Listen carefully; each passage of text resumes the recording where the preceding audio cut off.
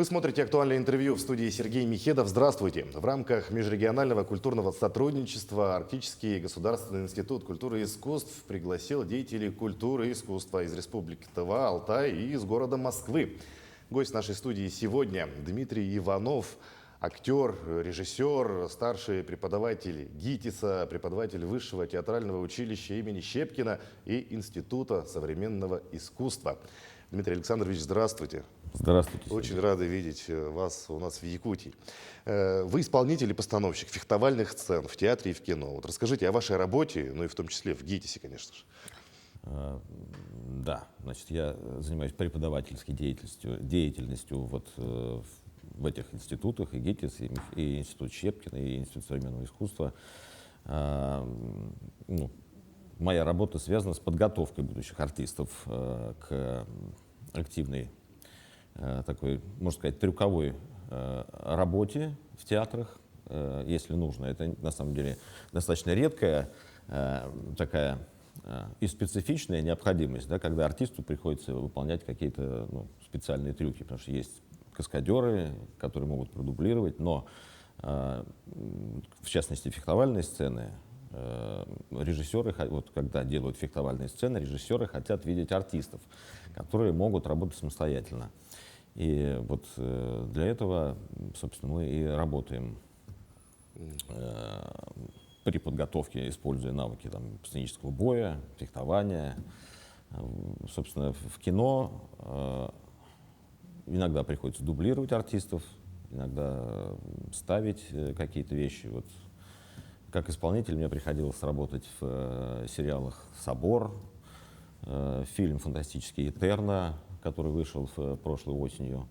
Как постановщик мне пришлось принимать участие в фильме, который еще не вышел, но мы его все ждем. Это история о всем известных гардемаринах. Готовится, так сказать, продолжение. «Гардемарины 4», «Гардемарины 5». Там, значит, мы с моим коллегой Иваном Калининым были постановщиками и дублерами главных героев. Такая интересная работа, которая вот сейчас должна как-то состояться, и мы, надеюсь, увидим все, что мы успели сделать. Ну, а в чем специфика такой работы? В чем особенности, может быть? Особенность в том, что все артисты и все студенты, конечно же, разные, как бы с разным бэкграундом. Кто-то приходит, может быть, после хореографической какой-то подготовки, кто-то, может быть, занимался спортом, а кто-то ничем не занимался. И вот проблема в том, чтобы, если люди не имеют никакого опыта, да, привести их к какой-то физической кондиции, чтобы они могли убедительно существовать в этих самых заданных, так сказать, обстоятельствах и рамках фильма или спектакля, да, если есть такая необходимость. То есть есть какие-то элементы физической культуры, да, занятий физической культурой. А вот смотрите, понятие фехтования в себя включает только работу с какими-то шпагами, с оружием холодным. И еще фехтование само по себе, как бы, это работа с холодным оружием, но не ножами, да, не короткими какими-то предметами, да, что-то вот такое, так сказать, длинноклинковое или древковое оружие, да, можно так это назвать. То есть копья, мечи, щиты, сабли, вот это все фехтование. Если говорить про ножи, это уже такая, как сказать, система боя, скорее, больше к рукопашным всяким делам. Ну, давайте поговорим о цели вашего визита. Давайте. С какой целью прибыли в Якутию? Расскажите, зачем вас пригласили, что будете делать Значит, здесь у нас в республике?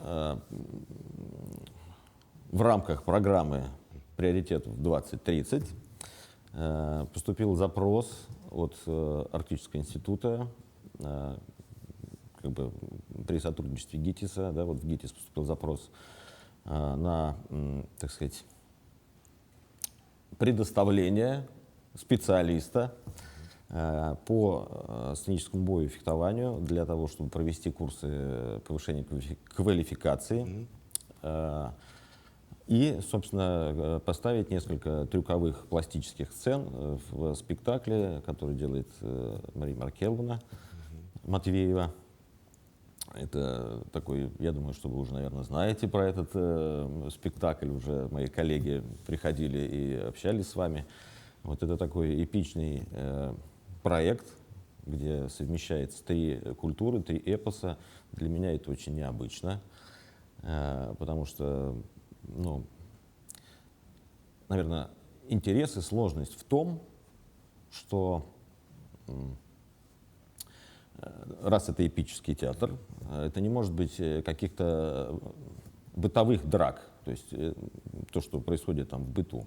Нужно придумать какое-то образное художественное решение для вот нескольких сцен. Там есть массовые сражения, есть поединки, и все эти поединки не должны быть похожи друг на друга, поэтому мы используем какие-то вот там ткани для того, чтобы создать ну, некое напряжение между соперниками, между противниками, ищем какие-то возможности студентов, чтобы им это было, так сказать, не могу сказать, что это комфортно, потому что, конечно, я заставляю их падать и там как-то прыгать и там кувыркаться друг друга, там переносить, толкать, вот. Но ребята подготовлены достаточно хорошо, поэтому мне работать интересно, и вот работа еще продолжается, собственно, поэтому мы еще, ну, я не могу сказать, что мы уже что-то прям завершили и поставили. Это еще вот буквально со дня на день мы,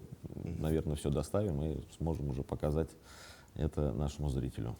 Вот работа со спектаклем «Восхождение на Устюмер», да, это у вас первый, можно сказать, опыт работы в таком эпическом жанре? Или уже был подобный опыт? Вот в чем особенности работы здесь, в отличие от кино, например? Да, это вот, если говорить именно о сравнении, да, работы, так сказать, в жанре эпического театра и какой-то бытовой истории, то это такой первый опыт, пожалуй. Были какие-то там попытки делать стилизацию. Вот у меня была работа «Доброй охоты», это по Киплингу, Маугли, там звери тоже как бы сражались, но там все равно было все немножко по-другому. Вот. А отличие как бы работы в театре и кино, ну, наверное, кино — это работа на камеру, это возможность монтажа, это возможность взять, так сказать, сцену дублями, то, что, да, называется. То есть всегда есть возможность неудачный какой-то кадр переснять, как бы сделать с другого ракурса, более выгодно показать зрителю, а здесь у нас нету такой возможности, поэтому мы должны быть настолько внимательны друг к другу, я имею в виду сейчас про, да, как бы работу артиста, мы должны быть включены, потому что второго шанса переделать эту сцену и показать еще раз только лучше не получится. А вот что может сказаться на успешности боевых сцен именно в театре? Вот что вы можете отметить, наверное, количество репетиций, скорее всего, да? Так, ну, на результат влияет, собственно, кондиция артиста, то есть настолько, насколько они подготовлены, потому что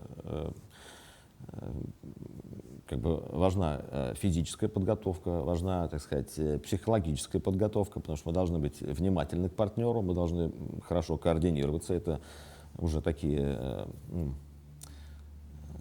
психофизические качества, да, как бы, вот, в частности, одна из важных моментов — это как бы качество ловкости. Вот, ну и, конечно же, время, да, которое отводится для создания той или иной сцены, потому что не всегда можно прям с одной какой-то репетиции создать шедевр.